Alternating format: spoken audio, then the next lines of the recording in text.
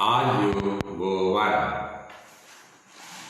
පුරුෂෝත්තමවාදී සමාජයක් පිළිබඳව යතිවර දෘෂ්ටිය අනුව ස්ත්‍රිය දෙස ගතානුගතික දෘෂ්ටියෙන් බලමින් ස්වර්ණ තිලකා වස්තුවේ ස්වර්ණ තිලකා හඳුන්වා දෙන්නේ ඇයගේ චරිතයේ විධාරණය වන්නේ මාතුගාමයෝ නම් පවිතු සත්ව කෙනෙක ස්ත්‍රිය කාමාසක්තය පස්කම් සැපතට ආකරයකි අසත්ගුණ පිණ්ඩයකි ස්ත්‍රීන් වසඟයට පත් වූෝ ව්‍යසනයට පත්වෙති යනුවෙන් නමුත් සද්ධර්ම ලංකාරයේ ස්වර්ණතිලකා වස්තුව මූල බීජය ලෙස යොදාගත්තත් මහාචාර්ය ඉදිරිවීර සරච්චන්ද්‍රයන් එතුමන්ගේ ප්‍රේමතෝ ජායති සෝකෝ නාට්‍ය තුල ස්වර්ණතිලකාවගේ චරිතය නිරූපණය කරන්නේ වෙනස්ම දෘෂ්ටියකින්. ප්‍රේමතෝ ජායති සෝකෝ නාට්‍ය තුල ඇයගේ රූපශ්‍රීය ගායකයන් ලවා කතුවරයා අප ඉදිරියේ තවන්නේ මෙලෙසි. ස්වර්ණ තිලකා වීය ඇගේ නම, ස්වර්ණ වර්ණය ඇගේ දේහය, ස්වර්ණ මාලා කලඹ සදිසිය, සිහින් සිරුරෙන් නිකුත් රශ්මිය, මෝහ කරවන දනන් චිත්තය, වර්ණ ගන්ධ ස්පර්ශ ඈයුතු දුටු ඇසිල්ලේ රාග මොලවන ඇගේ නම විය ස්වර්ණ තිලකා. ස්වර්ණ තිලකා හා ඇගේ පියා වූ ගදඹ සැඩොල් බමුණා පළමු වරට රංගාව තීරණ කරන්නට පෙර සූත්‍රධරගේ හැඳින්වීමෙන් පසුව ගායකයන් විසින් ගයනු ලබන මෙම ගීතය තුළින් ඇගේ රූමත් වතෙහි ස්වභාවය ධනන්ගේ සිත මෝහනය කරවන රාගමල මොලවන බව කිව්වත් ඒ වූ කලී ඇයගේ චරිත ලක්ෂණයක් නම් නොවේ. පුහුදුන් මිනිසාගේ පංචකාම සම්පත්තියේ ගිලීමේ නිසා ඇතිවන ආශාව නිසා ඉපදුණු දෙයක්. උද්දාල බමුණා ස්වර්ණ තිලකාවගෙන් හා ඇගේ පියාගෙන් උත්තර මදුරාපුරයෙන් තනතුරු සොයමින් තම රටට ඒමට හේතු විමසන අවස්ථාවේ ස්වර්ණ තිලකාව දින පිළිතුර තමන්ට සිදු විපත සහ ඇගේ අනාගත අභිලාෂය අරමුණ මැනවින් විදහා පෙන්වන පිළිතුරක්. දුක්බර වූ පුවතියේ ඇදුරුතුම ගුණ නදන් මපියාට වූ ගැහැට අපමණය මා නිසා ගත කළෙමු ජීවිතය බෝ කලක් යහතිනා දිවි පෙවෙත රැකගතිමු සංගීත ශිල්පයේ පෙර පුණ්‍ය කර්මයේ අවසානයේ නොහොත් කළ පාප කර්මයක් පල දෙන්ට වූ බැවින් නිස්කාරණී ගොදුරු වී රාජ්‍ය උදහසට යන්ට උනි මගට බැස ගම හැරා සරණව. උද්දාල ඇය විවාහ කරගන්නට ඇයට යෝජනා කරන විට ඇයගේ අත පතන විට ස්වර්ණ තිලකාව දින පිළිතුර මෙසේ. අපේ දේශේ පංචමදුරා නමින් යුත්තේ සැඩොල් නායක බමුණු දෙටුපුත් මා කිරී අනුරක්ත වූයේ වස්ත්‍ර ආභරණ මල්බුලත් තෑගි භෝගද මව්පියන් හට දෙමින් නිරතුරු විචාලේ මා සරණ ගන්නට. දකින විට ඒ බමුණා මා සිතේ හටගත්තේ පිළිකුලකි. එබඳු කෙනෙකු සමීපයෙහි සහවාසය දැරිය හැකිද? කාහට නම් සෙදක් වේද? ඒද මේ රැහැනිව ගොස් රජුට කී මුසා බස්නෝ එක ස්වර්ණ තිලකාතමෝ සරණ පාවා ගන්නට වංශවත් අය පතයි. සමකුලේ වන අපට අවමාන කරන්නේ. බස්නෝදී විවාහෙට නරනිදුහු අදහමින් නොහු අද උමතු වී කෝපයෙන් නොවිමසා තතු සියල් නිර්පූහ අප දෙදෙන පංච මදුරාපුරෙන් කරනු අස්කුවටනක් මපියාට අසරණ වූ ආවෙමිය ඔහු කැටුව ස්වාමියෙකු සරණ පාවා ගන්ට මාසිතේ අදහසක් නොවී කිසි. ස්වාමියෙකු සරණ පාවා ගන්ට මාසිතී අදහසක් නොවී කිසි. කොහොම කිව්වත් උද්දාල ඇදුරුතුමාගේ බලවත් ඇවිටිල්ල නිසා කොතෙක් ප්‍රතික්ෂේප කළත් අවසානයේ සිත් උණුවීම නිසා ඇය ඔහුගේ බිරියවීමට කැමති වෙනවා. උද්දාලයන් කෙරෙහි ස්වර්ණතිලකා තුල හටගන්නේ ආදරය රාගය වැනි හැඟීම් නොවේ. උද්දාල පිළිබඳව ස්වර්ණතිලකා තුල හටගන්නේ ගෞරව සම්ප්‍රයුක්ත පිළිගැනීමක් ඒ වගේම සෙනෙහසක්. නාට්‍යයේ දෙවන අංකයේදී ස්වර්ණතිලකාගේ දර්ශනයෙන් මත් වෙලා ඇය පතන උද්දාලට ස්වර්ණතිලකා මෙසේ පවසනවා. නොවෙමි සම ඔබ බිරිඳ තනතුරට ඇදුරිඳුනි මම සැඩොල් දුවක් වෙමි. හීන කුලයේ උපන් උබේ කුල පාරිශුද්ධ බමුණෙක්ය ඔබතුමා. ලෝපසිදු පඩිතුමෙකි ලත් නොවද කිසියසස් සිත් නොදත් ලද බොළඳ කතකි මම. තවදුරටත් තමන්ගේ ප්‍රේමය විවිධ අයුරින් ඉදිරිපත් කරන උද්දාල බමුණාට ස්වර්ණතිලකා දෙන පිළිතුරු ඇය ඔහු කෙරේ ඇති ගෞරව සම්ප්‍රයුක්ත හැඟීමමයි තහවුරු කරන්නේ. භක්තිය ගෞරවයේ සෙනෙහස පමණයි. එතන වෙන ඇඟ ඇලුම් කමක් ප්‍රදර්ශනය වන්නේම නැහැ. නාට්‍යකරුවය මනාවට නිරූපණය කර තිබෙනවා. උද්දාලගේ බිරිඳ වූ පසුවත් ස්වර්ණතිලකාගේ හැඟීම් වල කිසිම වෙනසක් සිද්ධ වෙන්නේ නැහැ. තමා ගෙවන විවාහ ජීවිතය මිරිඟුවක් මායාවක් යයි ඇය සිතන බව නම් හඳුනා ගන්නට ලැබෙනවා. සමීපයේ ඔබතුමා වැනි වූ පවර ගුණයයුත් කෙනෙකුගේ හිඳ දවස් අරිනට මිදිමෙහෙන් හෝ ලැබී ඇති වාසනා මහිමය.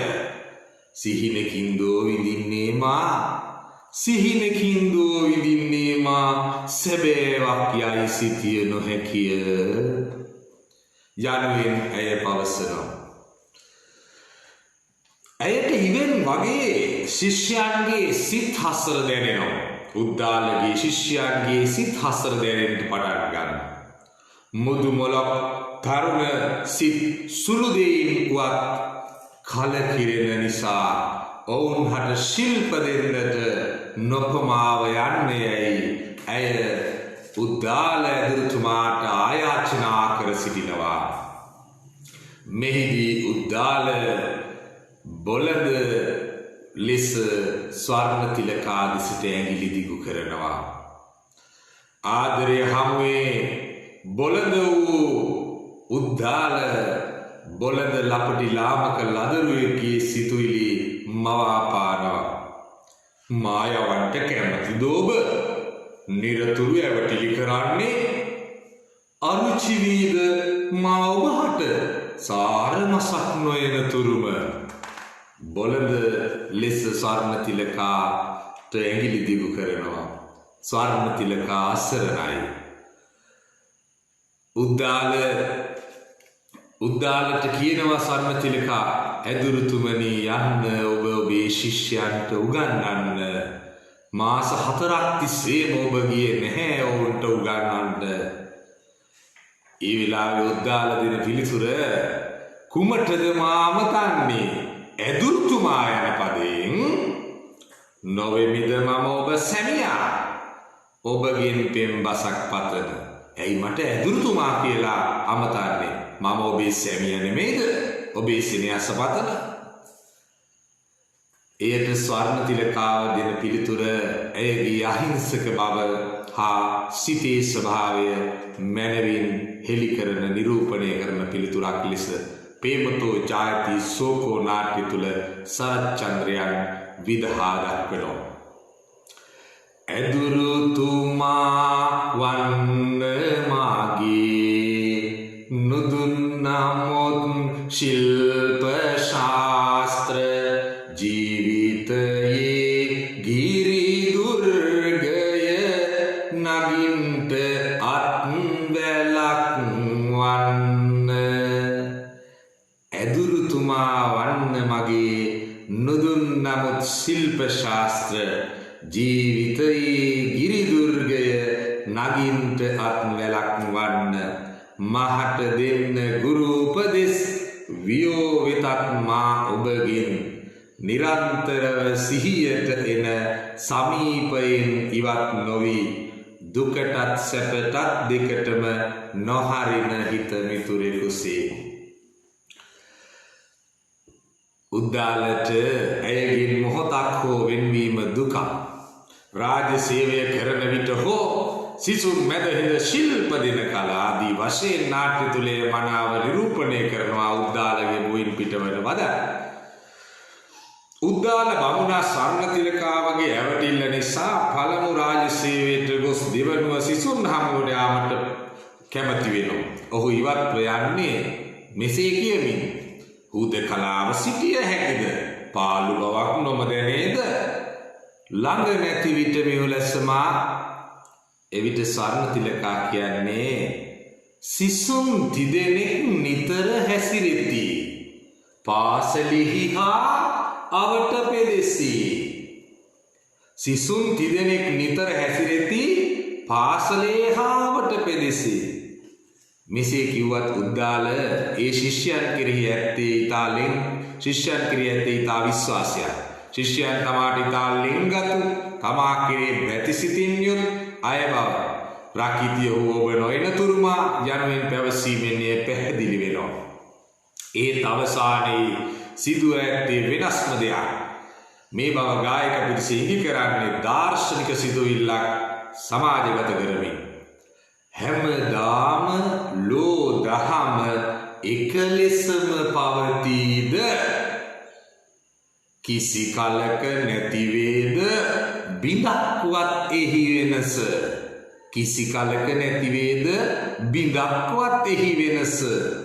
ප්‍රේමයෙන් බැඳී සිටින්නට නම් ප්‍රේමය සියල්ල වසා සිටින බලවේගයක් ලෙසින් ඉස්මතුව පෙනෙතත් අවසර සොයමින් සිටි ශිෂ්‍ය කුමන්ත්‍රණ කරුවන් දැන් කුමන්ත්‍රණයට ප්‍රවිෂ්ඨ වෙනවා.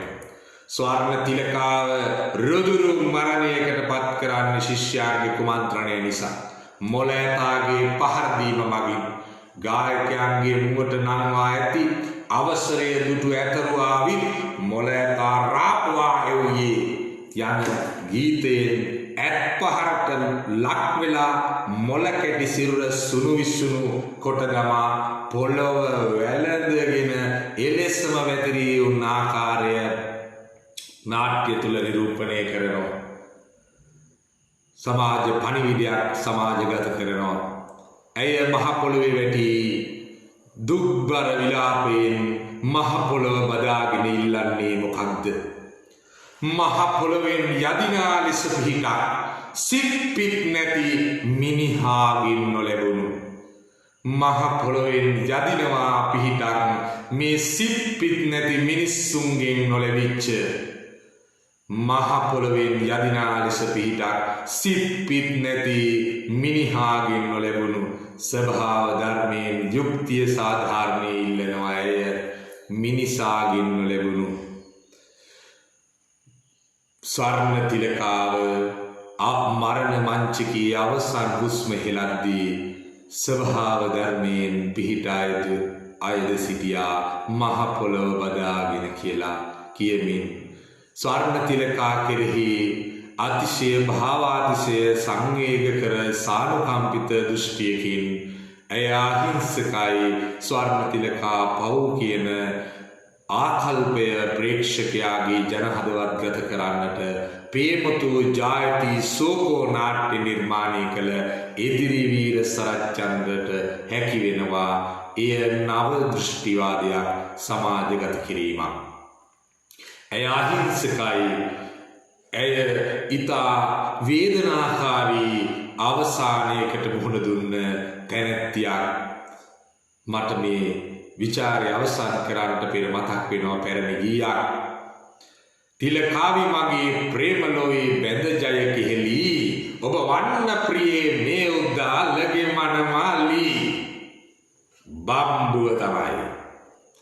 ඇය මනමාලි කියන හාස්‍යෝත්පාදන වචනයෙන් හඳුන්වන්න හැඳින්වීමම පාප කර්මයක්. අනේ පව් ඒ අහිංසකී. අනේ පව් ඒ කෙල්ල. අපි මෙහෙම කියමු. සමාජගත කරමු මෙහෙම පණිවිඩයක්. මෙම කතාවෙන් කියන යථාර්ථය තමයි යාදක නොරත රත. යාදක නොරත රත එකට පෑහීමක් නැත. යාදක නොරත රත එකට පෑහීමක් නැත. මීළඟ පාඩමෙන් යලි අපි හමු වෙමු. ආයුබෝවන්.